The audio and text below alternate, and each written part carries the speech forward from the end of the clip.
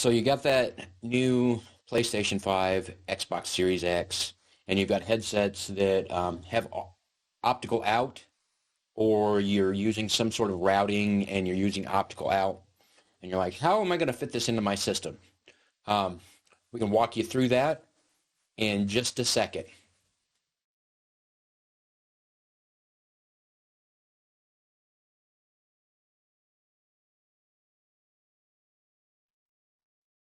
Okay, so first off, let's preface this by saying that you don't necessarily need to use optical out for the PlayStation 5 or the Series X if you were lucky enough to get one. Um, they do come with HDMI 2.1, which does some pretty neat stuff over HDMI. They're trying to unify the whole thing. I won't get too much in depth in that. Usually when I go in depth on tech talks and stuff like that, people's eyes tend to glaze over and you just don't pay attention. But they're using HDMI 2.1, which does some nice stuff with audio. So if you're like me and you have the Astro headset with the base station like this for PlayStation 5, Xbox Series X, and you had it connected to your PlayStation 4, your Xbox One X, or just the Xbox One with a optical out cable, and then you got the new PlayStation 5 or the new Xbox Series X, and you're like, oh crap, there's no optical out on there. I do want to say that it does work on the USB, the headset, and it works just fine. You can hear it and whatnot.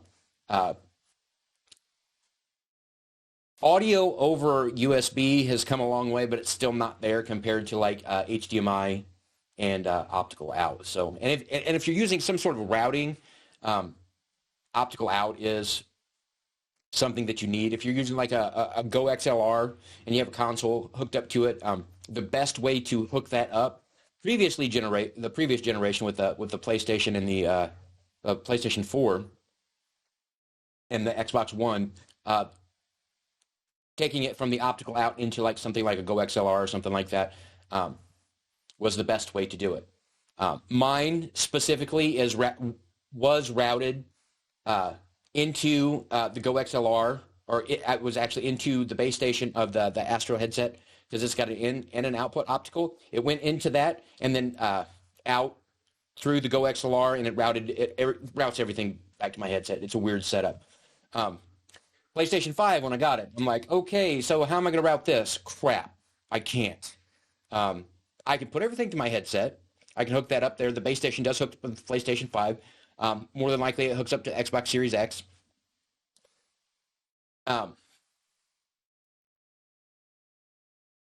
My thoughts on that were, well, there's got to be a way to do this. So after doing some research, I came up with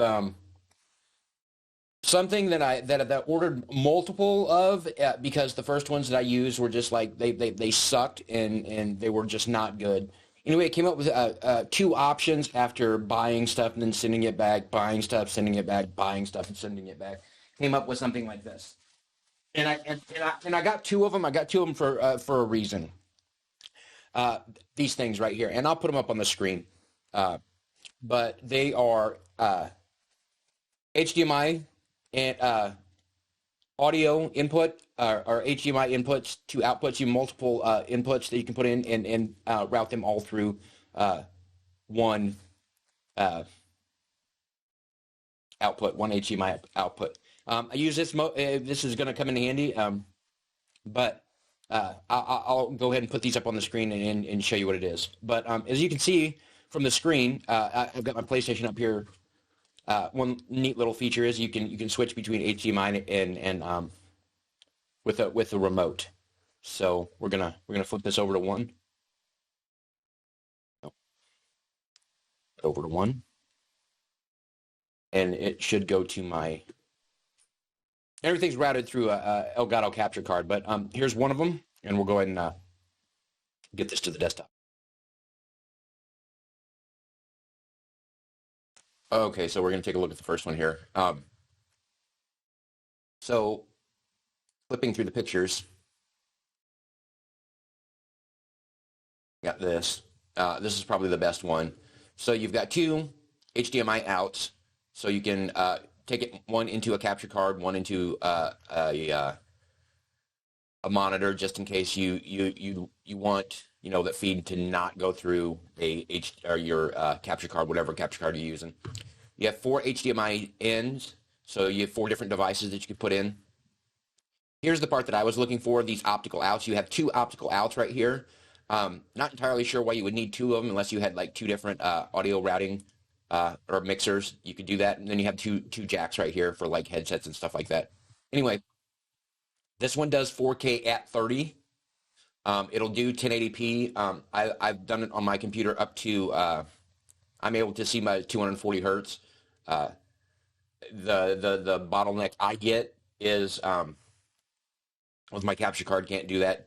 So that's why I utilize the whole 2 HDMI outs. One goes through my capture card and then one goes through the monitor so I can get full frames per second. Anyway, this one. So I kept this one because this one is one of the ones that worked. Like I said, it is a 4K 30. It's got HDMI 4.1B on it. Again, with the tech specs and everything like that, I'll put this in the description so you can see the actual thing. So I kept this one specifically for the Elgato capture card that I've got. The external one doesn't really do anything over 60 hertz or 60 frames per second. So when I wrap my stuff, this is one's a good one to have. I did get a second one. That is this one right here. This one's a little bit. I got this one for a future proofing. Plus, the PlayStation 5 and the Xbox Series X does 4K at 60 with some of the games it's supposed to. This is a little bit of future proofing. It doesn't have HDMI 2.1 like the console does. I couldn't find one of those that was in any kind of good price range. So this one's one below. It has 4 inputs, 1 output for 4 HDMI inputs, one output for audio and video. You've got one for audio only with the HDMI. That is if you're using like an audio system or something like that. You just want the audio out through the HDMI and don't want to use optical. But you have an optical right here. Does the same stuff with the other one. Has the remote control, so you can go in between them. It has the optical out. It's only got 1 instead of 2, but you've got the HDMI out, which is a little bit different. It is HDMI 2.0. It has a 7.1 audio channel, so the sound is a little bit better on this one. Plus, it's got ARC. ARC is well, again with the tech stuff. This one's a little bit more advanced than what the other one is, and it does the 4K at 60. A little bit better than the other one. I'm using this one also. I just use it in a different spot now. So those are those two. The pricing on them really isn't that different. For the upgraded one with the HDMI 2.0, you're looking at 53.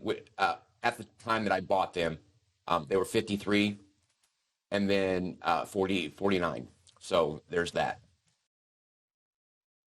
You need to do when you're going over to the PlayStation to get it to route right for your headset and stuff like that. If you've got a setup, and we'll show you that here in just a second. Let me switch these really fast. We'll go over to the PlayStation. Grab the controller. Now, I've got for power and everything like that. I've got my my PlayStation or the Astro headset base station hooked up to the back of the PlayStation. You do need to go over to settings and I'm going to remove this here really quick. So after you get all your routing and everything hooked up to that HDMI box or the splitter, whatever you want to call it, you're going to go into your PlayStation 5. I haven't done this with the Xbox Series X yet. I wasn't able to secure one of those ones. Anyway, we're going to go into settings. Obviously, we're going to go down to sound. Okay, so microphone input device. Obviously, right now I'm not using my microphone on my headset. I'm using the XLR mic that's in front of me. Anyway, you want to set your input device to your USB headset so where you can use the game chat and whatnot when you're gaming. And audio output is where it changes. So you want to change it to HDMI device or TV device, whatever. That way it pushes all of the sound over the HDMI cable. It's got HDMI 2.1, so I mean, you're doing good with the audio and the video going over the same cable. It's going to go into the splitter, and from the splitter that you get, it's going to split the audio and video, and it's going to push all the audio out through your optical out into the ASTRO A50 headset or whatever base station or headset you're using that has optical out. If you do change it to the USB ASTRO, the headset, it won't push everything over your base station like it should. It'll just push it out through the USB, and if you're routing everything into your headset, you're going to lose all that sound. So just keep it on HDMI device.